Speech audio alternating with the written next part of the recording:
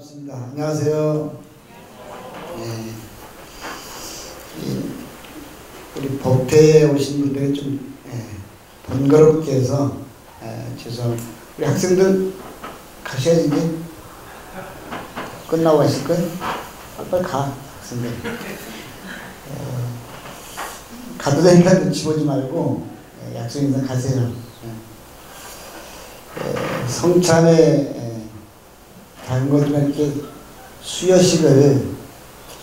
수여식이라면 거창한데 전달해 주는 것을 어떻게 할까 초창 고민을 해서 초창기에는 뭐 총장님 방에서 그냥 전달해 주기도 하고 했는데 이게 또 널리 전하는 것이 어떤 의미인지 모르지만 그래도 뜻 있는 분들이 계시는 곳에서 나눠 드리는 것이 의미 있겠다 싶어서 가을에 정각회 법회 장소에서 드리게 됐습니다. 법회에 참석하신 분들에게는 번거롭게 해드린 것 같아서 죄송하지만 여러분께서도 우리 학생들이 격려를 해주시고 마음을 모아주셨으면 합니다. 감사합니다.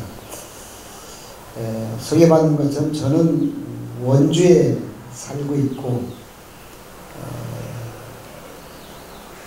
저희들이 78년도에 학교를 왔으니까 3년의 교정을 4년 동안 올라내렸던 기억이 있고 지방에서는 서울에 한번 간다 그러면 기대를 많이 하고 올라오면 서울 가면 시골 뛰기보다는 좀 멋있는 게 많고 좋은 게 많을 것이다. 그런데 시골 사람들이 서울 왔다 내려갈 때는 뭐 우리와 사는 게 별 다르지 않네 이런 느낌이 있을 거예요. 보면 그렇듯이 우리는 항상 어쩌면 존재하지 않는 것에 대해서 보이지 않는 것에 대해서 잡을 수 없는 것에 대해서 끊임없이 동경하고 그리워하면서 사는 것이 아닐까라는 생각을 하게 됩니다. 요 2달 사이에 온 뉴스를 장악했던 것은 잘 아시는 것처럼 우리 법무부 장관 임명하는 과정에서 뭐 광화문에서 뭐 300만이 모였다 그러고 서초동에서는 뭐 또 그보다 더 많이 모였다 그러고 어제 저녁을 먹는 자리에서 어제 큰 뉴스 가운데 하나가 정 교수 구속영장 신청을 했는데 이게 발부될 건지 안 될 건지 감론을 막 하다가 10,000원씩 걸었어요. 가서 받아야 되는데 저는 아침에 이렇게 운동하러 운동장에 나가면 조기 운동하는 사람들 저는 이제 조기 축구를 하러 나가는데 그쪽은 다 광화문 식구들이에요. 광화문 갔다 왔다는 사람들도 있고 저녁에는 주로 이제 시민사회단체 뭐 활동가들하고 이렇게 자주 만나면 여기는 완전히 이제 서초동 사람들이에요. 거기서 입을 잘못 뻐끗하면 설 자리가 없어져요. 그래서 어느 편도 안 되는데 어제는 어쨌든 저도 어쩌면 구속영장이 발부되지 않을까 예, 10,000원을 걸었어요. 이따 가서 찾아야 되는데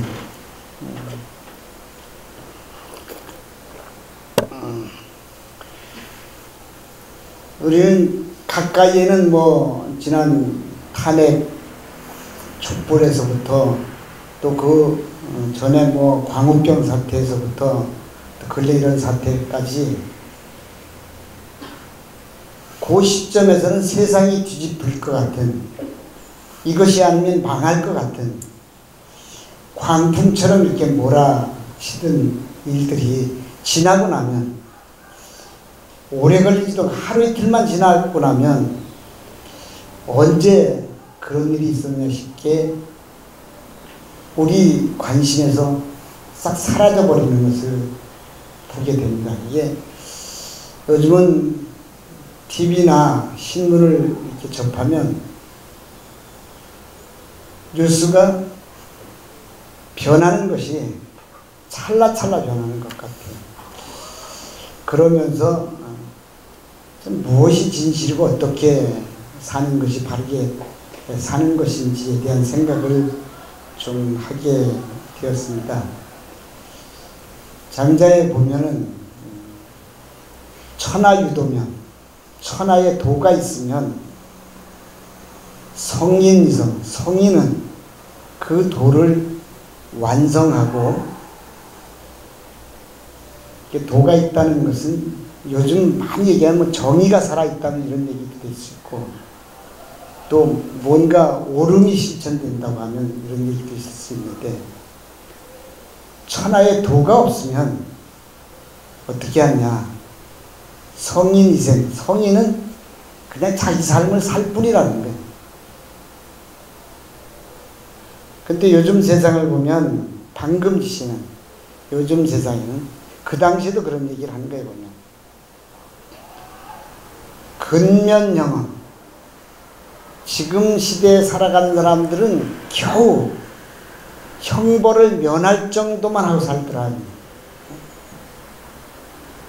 뭐 정의가 어쩌고 입으로 부르짖지만 보면 겨우 여기 교도소 담장 위를 걸어가면서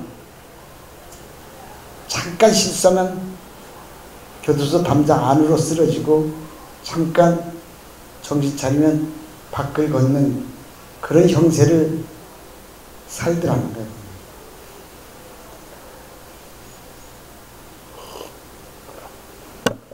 우리가 살펴보면 우리가 잘 되는 길, 그걸 한마디로 복을 짓는 일이라고 생각을 하면, 잘 사는 길은, 복은 그 무게가 새 깃털보다도 가볍다는 거예요. 그래서 아무리 담아도 무거운 줄을 몰라. 근데 사람들이 그거는 실을 줄을 몰라. 자기 안에 그 가벼운 거를 담을 줄을 모른단 말이에요. 화는 무겁기가 이 땅보다 더 무거워. 대지보다. 그런데도 사람들이 그걸 피하는 길을 모른다는 거예요. 그 무거운 것을 면할 줄을 모른다는 거예요.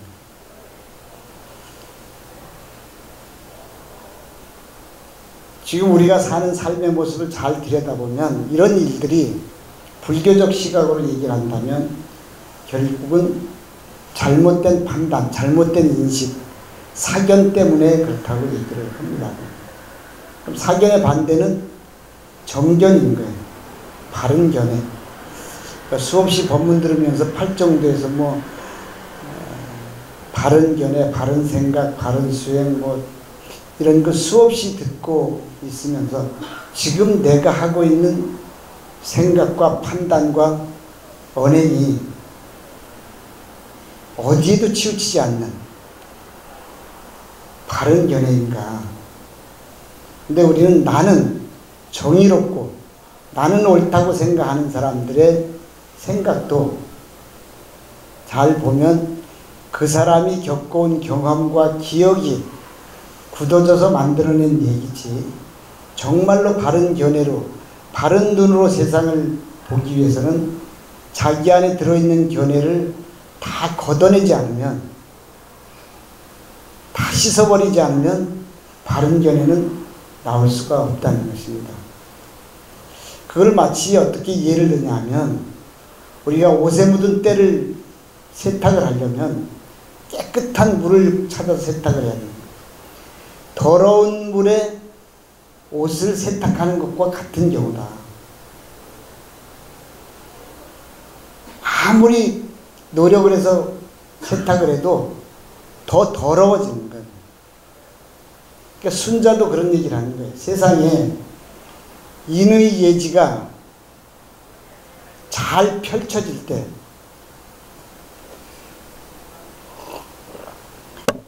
그때 진정한 다스림, 그때 진정한 세상의 순리가 다스려진다는 거예요. 인의예지가 없는 세상에서는 누가 와도 세상이 다스려지지 않는다. 그러니까 혼탁한 속에서, 잘못된 견해 속에서 서로 옳다고 주장하는 것들은 서로 갈등과 충돌과 이런 것만 만들어내지 문제의 본질을 아무도 해결을 못하는 거예요. 지금 보면 대통령도 해결을 못하고 무슨 장관도 해결을 못하고 국회도 해결을 못하고 돈이 있어도 해결이 안 되고 해결이 안 돼요. 정말 각자가 자기 안에 지금까지 쌓아왔던 자기 생각들을 다 비워버리지 않으면, 덜어내지 않으면 불가능한 일이랍니다.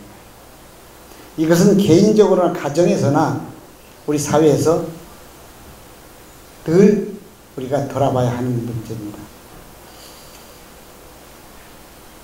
저도 이제 일을 하다가 보니까 40년 전에는 뭐 아무 기대하는 것도 없었고 한데 어쨌든 이렇게 살다 보니까 지금은 지방에서 그나마 여러 기관을 운영하고 하다 보니까 내 주머니에서 나가는 건 아니지만 월급날이 되면 한 400명 월급이 나가는데 금년 예산을 어제 이사를 하다 보니까 220억이 나가야 되는데 보면 야, 이 중에서 나 1억만 떼어줘도 내가 참 고마울 텐데. 그러니까 그 일 가운데서 하루도 조용한 날이 없어요. 누가 누구하고 싸웠고 누가 어쨌고. 얼마 전엔 청소년 쉼터가 있는데 이놈들이 청와대 청원실에다가 글을 올렸어요. 선생님이 아침에 학교 갈 때인데 깨워주질 않았고 학교 지각했다고 그런 내용들을 해가지고 게시판에 올리기도 하고 그런 거예요. 보면. 그것을 조정하고 내가 들어서 얘기하는데 문제의 발단은 있는데 그것이 시간이 가면서 확산돼 가는 거예요. 내 귀에 들어왔을 때는, 내 손에 들어왔을 때는 누가 옳고 누가 그런지 분간이 안 가요. 다 일리가 있어. 그러나 다 부족함이 있어요. 그런데 스스로는 자기는 완전하다고 얘기하는 거예요. 지금 뉴스를 보면 나는 완전한데 상대가 부족한 거예요. 근데 조금 거시적으로 이렇게 비껴나서 보면 그 밥에 그 나물이지 조금 낫고 조금 못한 차이는 있지만 문제를 만들어낸 놈이 있고 확산시켜놓은 놈이 있고 이용한 사람이 있고 이렇게 범벅이 되어 있단 말이에요. 여기에서 잘못 판단하고 잘못 처분을 내리면 상처가 되고 사람을 상하게 하는 거예요. 그래서 정결이 더욱 중요하고 정결을 갖기 위해서 스스로 우리가 수행력을 길러야 된다는 생각을 해보게 됩니다. 벽암록이라는 책에 어제보다 25측에 그런 얘기가 나오더라고요. 여기는 연화봉 암주라는 얘기인데 연화봉에 사는 암주, 암자의 주인이란 말이에요. 그분이 딱 법사 주장자를 딱 이렇게 보여줬어요. 큰 스님들 법문에 가보면 주장자를 딱 들어서 올리고 이 소식을 대중들은 아는가 모르는가 그 주장자 법문을 그렇게 하십니다. 연화봉 암주가 주장자를 딱 들어 보이고 대중을 향해서 묻기를 고인 도자리 고인 옛사람이 이 주장자를 들어올리는 이 법의 소식 속에서 위삼마 불긍주 왜 무슨 까닭에 불긍주라는 것은 긍은 즐거이 기꺼이라는 말입니다. 그 속에서 기꺼이 머무르지 않았는가 이렇게 묻는 거예요. 암주가 주장자를 들어서 이 속에 모든 진리가 들어있고 법이 들어있고 생사가 들어있다고 큰 스님이 법문을 하십니다. 근데 고인들이, 옛사람들이 그렇다면 그 법에 안주하지 않고 머무르지 않은 까닭이 무엇인가 이렇게 묻는 거예요. 우리 다신도인들 절에 오시는 건 다 귀의 마음을 갖고 오시는 거잖아요. 그리고 여기서 법문을 듣고 그 법문을 자기의 양식으로 삼아서 거기에 머물러 있잖아요. 이게 바람직한 삶인가? 이거를 묻는 거예요. 대중들이 답이 없으니까 이 암주가 스스로 대답을 하기를 위타도로 부득력. 다른 이들은, 이 고인들은 길을 가는데, 도로 길을 가는데 부득력, 다른 사람의 힘을 얻지 않았다. 자기 삶을 사는데 다른 사람의 도움을 필요로 하지 않았다는 거예요. 그렇기 때문에 법을 보여주거나 말거나 그 속에 갇히지 않고 자기 길을 갔다는 거예요. 그래서 필경요, 필경이 그럼 어떻게 됐느냐? 스스로 얘기하기를 횡률 행담 불고인. 줄률이라는 건 이제 주장자를 만드는 재료가 이게 우리 뭐 대나무라든지 이렇게 옛날에는 명중가 뭐 그런 것들을 배워서 주장자를 만드는데 그 재료를 만든 주장자를 어깨에 걸터매고 불고인, 다른 사람은 돌아보지 않고 직입 천봉 만봉거 하더라. 곧바로 천봉 만봉우리를 하나하나 거쳐서 가더라는 거예요.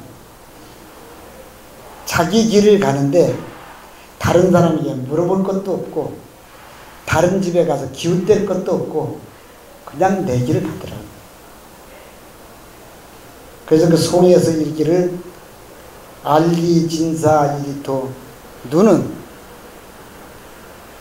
먼지투성이고 귀는 진흙으로 다 범벅이 돼서, 우리가 아이들이, 유치원 아이들이 놀 때 그 모래놀이 하거나 진흙판에 놀면 그렇잖아요. 얼굴에는 진흙투성이고 뭐 귀에서부터 발바닥이 다 진흙투성이가 되는 거예요.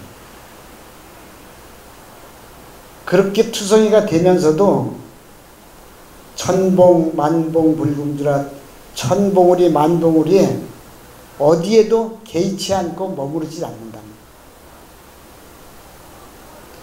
그러고 보니까 낙화유수는 대망마이라, 정말 꽃은 떨어지고 물은 흐르고 이 천하가 끝없이 펼쳐져 있어요. 스님들이 잘 쓰는 말이 수류화계라는 말을 잘 써요. 물은 흐르고 꽃은 피더라 이런. 그래서 별김이 뭐 하처고 눈을 부릅뜨고 찾아봐도 그 고인이 간 곳을 알 수가 없더라. 우리 각자의 삶은 이런 삶이 주체적 삶인 것이고, 어디서 어떻게 살았든 진흙투성이로 살더라도 주체적 삶을 산 사람만이 자기 살림을 완성하는 거예요. 전에 어디서 또 선호로에서 본 것이, 방장스님 계시는데 한 수자가 이제 문안을 온 거예요. 인사를 이제 방문하고 들어오니까 저놈의 실력이 어떤지를 좀 보기 위해서 방장스님이 불자, 큰 스님들이 이렇게 그 먼지 털어리 같이 생긴 거를 들고 계시잖아요. 이게 불자라는 것인데, 불자를 다 쥐고 이렇게 상 앞에다 딱 세웠어요. 이 의미가 무엇인가를 알아맞히라는 거죠. 딱 들어오던 수자가 그 모습을 보고 하는 말이, 즉차용입니까? 이차용입니까? 이렇게 물었단 말이에요. 즉차용이라는 것은 이 불자가, 즉자, 이것이 자기 스스로 선 겁니까? 자기 힘으로 선 겁니까? 작용을 자기 힘으로 한 겁니까? 아니면 2차형, 자기를 떠난 무엇인가에 의해서 선 겁니까? 그러니까 우리가 살아가면서 자기를 돌아볼 때 지금 나의 결정이 내 힘으로, 내 의지로 누구의 눈치도 보지 않고 어디에도 의지하지 않고 원해서 만들어진 것이냐, 아니면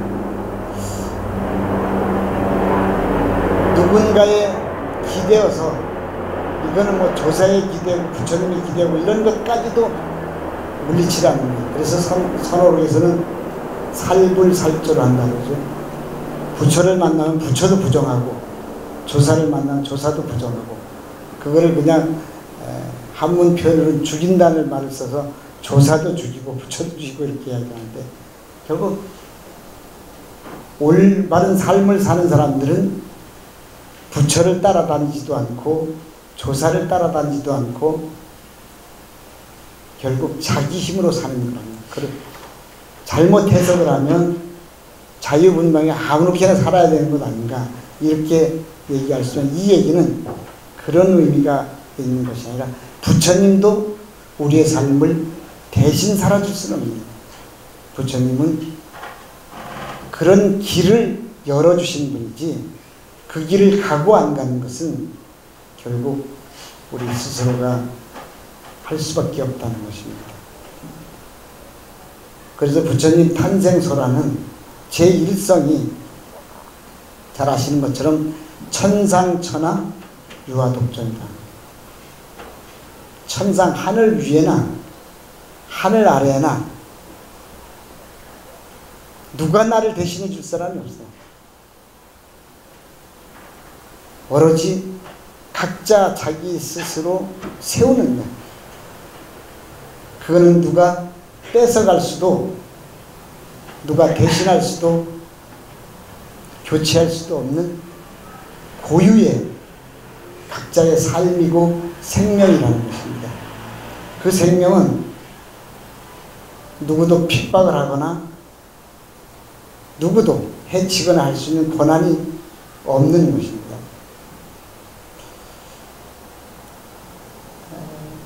금년이 간디 탄생 150주년이라는 기사를 본 적이 있는데, 손자가 지금 살아있다 그러죠. 그분이 할아버지를 기억하면서 들은 얘기를 하는 가운데 그런 말을 들었답니다. 비폭력은 자기 자신이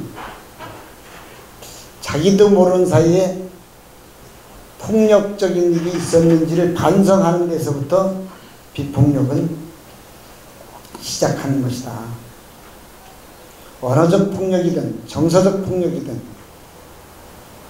물리적 폭력이든 다른 생명에게, 다른 사람에게 위해를 가한 일이 혹시나 없었는지 자기부터 돌아봐야만 다른 사람에게 폭력을 쓰지 말라고 얘기할 자격이 있는 거예요.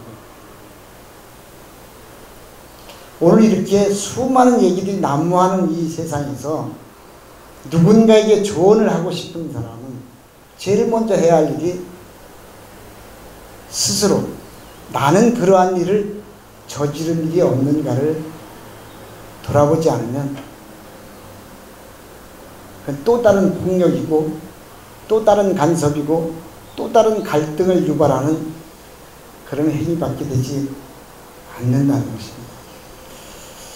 저는 지방에서 살고 한 유치원을 중심으로 해서 요즘에는 복지관, 다문화, 생활시설 이런 것들하고 특히 우리 진여원은 이제 옛날에 말하면 이제 고아원처럼 요즘은 부모가 없는 아이들은 많지 않은데 가정이 해체되거나 이런 아이들이 지금 36명이 유아에서부터 대학생까지 이렇게 있어서 한 번씩 가보면 정말 예쁘고 이런 아이들이 많고, 제가 사는 포기당은 1층에 유치원이 있고 2층, 3층에 이제 거처한 스님들이 있고 법당이 있어서 유치원생이 지금 아이들이 한 110명이 이렇게 오는데 아침에 차에서 내리고 올 때 보면 참새가 떠드는 것 같아요. 자살자살자살 되고. 그리고 이제 복지원 같은데, 그리고 옛날엔 소쩍새마을, 지금 승강으로 돼서 이전했으면, 전에 제가 원장을 할 때는 소쩍새마을이었어요. 거기는 장애인들만 있고, 또 제가 아는 소규모 요양시설에 이제 방문하면 요양시설에는 지금 평균 연령이 95세예요. 거의 100세 되신 분들도 계시고, 거기에 가보면 다 또 이렇게 이제 인생 거의 이제 끝까지 오신 분들, 이런 분들이 계신답니다. 그러니까 하루에 정말로 가장 예쁘고 아름다운 모습과 또 하루 해가 지기도 전에 세월이 가면 이렇게 변한다는 모습을 동시에 보는 거예요.